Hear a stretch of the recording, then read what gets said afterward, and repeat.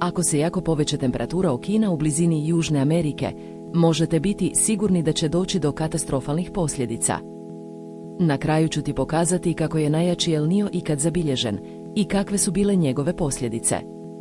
Ja sam vaš današnji voditelj na kanalu Top Klik.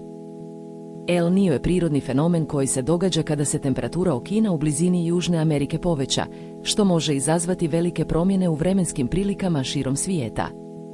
Najjači El Niño ikad zabilježen je 1997. i 1998. godine, kada je temperatura okina porasla za čak 3 stepena Celzija.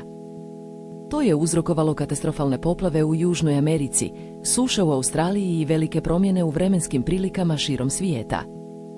Poplave u Peruu su bile toliko strašne da je zemlja morala proglasiti vanredno stanje, a u Brazilu je došlo do velikih suša koje su uništile velike površine poljoprivrednog zemljišta.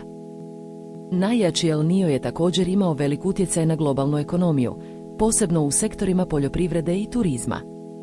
U Australiji, suše koje su uzrokovale najjači El Niño su uništile velike površine poljoprivrednog zemljišta, što je uzrokovalo velike gubitke u poljoprivrednom sektoru. U ovom kontekstu, važno je shvatiti kako se El Niño formira i kakve su njegove posljedice. To bi moglo pomoći u razvoju boljih strategija za borbu protiv njegove katastrofalne moći.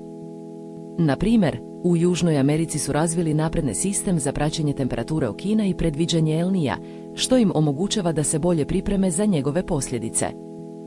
Slično tome, u Australiji su razvili specijalne programe za zaštitu poljoprivrednog zemljišta od suša uzrokovanih El Niñom.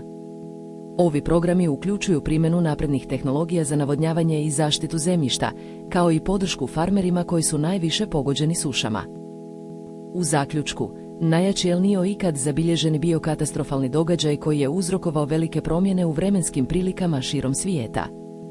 Na kraju smo vidjeli kako je to izgledalo i kakve su bile njegove posljedice.